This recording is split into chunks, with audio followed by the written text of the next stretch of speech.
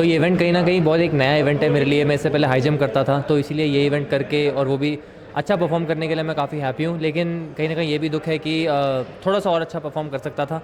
लेकिन फ़िज़िकली उस दिन मेरी जितनी कैपेसिटी थी, मैंने उतना उसको पूरा फिनिश लाइन में मैंने छोड़ के आया, इसीलिए मुझे काफ़ी सैटिस्फैक्शन है अपने परफ़ॉर्मेंस से। एंड भाई आपने महीना पहले हमसे बात की थी आपने कहा था मैं टेक्निक मैं इसलिए कर रहा हूँ ताकि मैं हाई जंप में अच्छा कर सकूँ। क्या आप 2 इवेंट में अच्छा करके देखा तो लगता है कि अब हाई जंप का लेवल थोड़ा और बढ़ गया है? शुरुआत तो मैंने इसीलिए की थी डेकैथलॉन की, ताकि डेकैथलॉन मैंने मल्टीपल इवेंट्स की मैंने शुरुआत इसलिए की थी ताकि मैं अपने एक इवेंट में अच्छा कर सकूं इवेंचुअली। लेकिन मुझे नहीं लगा था कि मैं हर इवेंट में मतलब एक ऐसा स्कोर लेके आ पाऊँगा जिससे मेरा क्यूमुलेटिव स्कोर जो है डेकैथलॉन का वो अच्छा हो जाएगा। तो अब कहीं ना कहीं मुझे जितना मैं ये करता हूँ उतना ज़्यादा मुझे रियलाइज़ होता है कि फ्यूचर में इस इवेंट में बहुत सारी मेरी अनटैप्ड पोटेंशियल है, पॉसिबिलिटी है जिसको मैं एक्सप्लॉइट कर सकता हूँ और अच्छा परफॉर्म कर सकता हूँ। तो इसीलिए कहीं ना कहीं फ्यूचर में यही मेरा रास्ता है जो मैंने अभी शायद थोड़ा सा लेट डिस्कवर किया है, लेकिन देर है दुरुस्त है।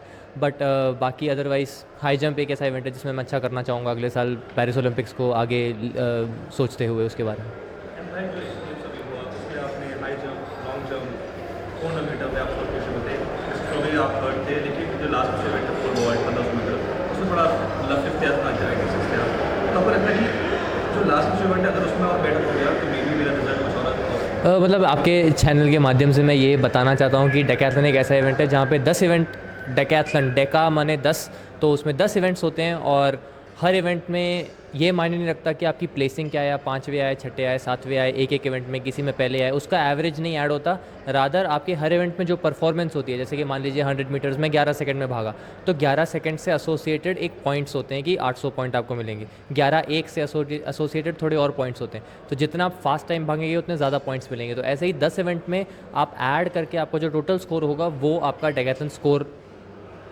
माना जाता है, जिसमें से आपको प्लेसिंग पॉइंट्स मिलते हैं, गोल्ड सिल्वर ब्रॉन्ज अवार्ड होता है।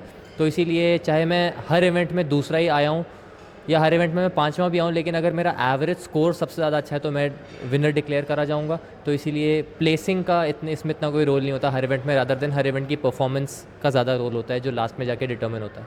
एशियन चैंपियनशिप का वो जो उसका एक्सपीरियंस एशियन कैसे कैसे लगा? एशियन चैम्पियनशिप्स का एक्सपीरियंस मेरे लिए बहुत ज़्यादा इंपॉर्टेंट इसलिए था क्योंकि बैंकॉक में जो एशियन चैम्पियनशिप हुए थे जून में, जुलाई में, उसमें 90% जो खिलाड़ी थे वही लोग एशियन गेम्स में भी आए और अच्छी तैयारी के साथ आए। तो एक तरीके से मुझे उन उस पानी में अपने आप को परखने का मौका मिला कि इन्हीं एथलीट्स के साथ मुझे एशियन गेम्स में कम्पीट करना है। तो अगर मैं एशियन चैम्पियनशिप्स में अच्छा करता हूँ या एशियन चैम्पियनशिप्स में मैं इनके साथ कम्पीट करता हूँ तो मुझे बाकी एथलीट्स की स्ट्रेंथ और वीकनेसेस के बारे में पता लगता है। और जैसे कि मैंने कहा डेकैथलॉन में अलग अलग इवेंट्स होते हैं, तो हर खिलाड़ी की अलग अलग स्ट्रेंथ्स होती हैं। जैसे मेरी हाई जंप स्ट्रेंथ थी, उसमें मैंने वहाँ बहुत ज़्यादा पॉइंट्स गेन किए, लेकिन उसके बावजूद जो चाइनीज़ एथलीट थे उनकी पोल वॉल्ट और जैवलिन स्ट्रेंथ थी और वहाँ पे उनने और ज़्यादा पॉइंट्स गेन किए, तो इसलिए वो अल्टीमेटली विनर डिक्लेयर हुए। तो सबकी अपनी अपनी स्ट्रेंथ्स होती हैं, तो वो स्ट्रेंथ्स को आपको परखने का मौका मिल जाता है। तो वही मौका मैंने एशियन चैम्पियनशिप्स में ग्रैब किया और अब एशियन गेम्स में उसका फ़ायदा उठाया। जो वहाँ ब्रॉन्ज था वो यहाँ पे किसी तरह सिल्वर में मैं कन्वर्ट कर पाया। तो अब अगली उम्मीद यही होगी कि अगली बार जब एशियन गेम्स होंगे या फिर कॉमनवेल्थ गेम्स होंगे, एशियन चैम्पियनशिप्स होंगे, तो इस सिल्वर को बदल के गोल्ड में परिवर्तित करने की।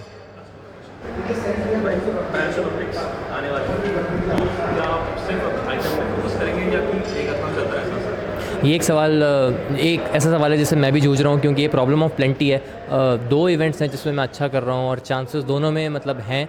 हाई जंप में मुझे ऐसा लगता है कि ज़्यादा चांस है, तो इसीलिए मैं उस अपॉर्चुनिटी को ग्रैब करना चाहूँगा। लेकिन अभी मेरे को अपने कोच के साथ बैठ के डिस्कस करना होगा कि किस में ज़्यादा ऑप्शन है, किस में ज़्यादा अपॉर्चुनिटी है और किस में मैं अच्छा प्रदर्शन ना सिर्फ पेरिस में बल्कि आगे फ्यूचर में भी करते रह सकता हूँ। भाई ये कहता जब करते हैं जैसे आपने बताया कि टोक्यो में 10 रन करने होते हैं, जब हमने एशियन एथलेटिक्स में खत्म किया ठीक है हमने एशियन में खत्म किया तो एक टाइम पे लगता है कि यार क्यों बॉडी को तकलीफ दे रहा हूँ, हाई जंप भी करता हूँ या सबसे ज़्यादा मन में करता है? नहीं, मन में तो ऐसा कुछ नहीं आता। रीज़न यही था हाई जंप से डेकैथलॉन में स्विच करने का मेरे लिए, क्योंकि जैसे कि मान लीजिए लॉन्ग जंप हो गया, जैवलिन, हाई जंप, आपके पास सिर्फ 6 थ्रो होती हैं, 6 जंप्स होती हैं। हाई जंप में थोड़ी ज़्यादा मिल जाती हैं अगर आप सर्वाइव कर जाते हो अगली हाइट पे तो। लेकिन फिर भी आपकी बॉडी में आप ट्रेनिंग इतना करते हो कि इतना ज़्यादा अनटैप्ड रिजर्व रहता है कि यार मैं अगर ये कर सकता तो ये हो जाता, अगर वो हो सकता तो वो हो जाता। तो आपके मन में बहुत सारा मलाल रहता है हर कंपटीशन के बाद। अभी नीरज से भी पूछेंगे तो वो भी कहता है इतना सब कुछ अचीव करने के बाद भी उसके मन में ये कि अरे मैं उस दिन अगर 90 मीटर फेंक लेता। तो मेरे मन में ये सवाल बिल्कुल ना आए, इसीलिए मैंने एक ऐसा इवेंट चुना जो मेरे को मेरे घुटनों पर ले आए और बिल्कुल ज़मीन पर लेटा दे 2 दिन बाद, तो ताकि मेरे मन में कोई मलाल ना रहे और मुझे ऐसा फीलिंग एक आए कि जो मैं कर सकता था उस दिन में मैंने वो किया। और मेडल आए ना आए वो बात अलग है, लेकिन एटलीस्ट मैं अपने आप के साथ खुश रहूँगा और मैं जब रात को सोऊंगा तो मुझे इस बात की खुशी होगी कि मैं मेरे अंदर जो भी जान थी मैंने सारी जान लगाई। तो इसीलिए मैंने एक ऐसा आयरन मैन इवेंट जिसे कहते हैं वो इवेंट चुना है, ताकि मैं मेंटली अपने आप को रेडी कर सकूँ। तो वही मेरा मोटिवेशन है डेकैथलॉन जैसा इवेंट करने के लिए। What next for TJ? What next for what's next for me, ये बहुत ही मतलब अच्छा सवाल है और मतलब मैं भी इससे काफ़ी एक्साइटेड हूँ कि पॉसिबिलिटीज़ आगे क्या क्या हो सकती हैं वो देखने के लिए। अभी कॉमनवेल्थ गेम्स में मेरा एक मेडल है, एशियन गेम्स में मेरा मेडल है, ओलंपिक गेम्स एक बहुत बड़ा स्टेज है जहाँ पे इवेंचुअली सबका गोल होता है एक मेडल लाने का, तो मेरा भी वही सपना है। उसके अलावा इन सब कॉम्पिटिशन्स में ब्रॉन्ज, सिल्वर, अब मैं धीरे धीरे गोल्ड वाली लाइन में जाना चाहता हूँ। मेरे पास कई सारे ब्रॉन्ज हैं, कई सारे सिल्वर हैं, अब धीरे धीरे मैं भी पुश करना चाहता हूँ अपने आप को गोल्ड मेडल लाने के लिए। और हमारे इंडियन एथलीट्स इस बार इतने सारे गोल्ड मेडल लेके आए हैं, तो मुझे नहीं लगता क्यों मैं उनसे प्रेरित होकर अपनी परफॉर्मेंस भी बेहतर नहीं कर सकता।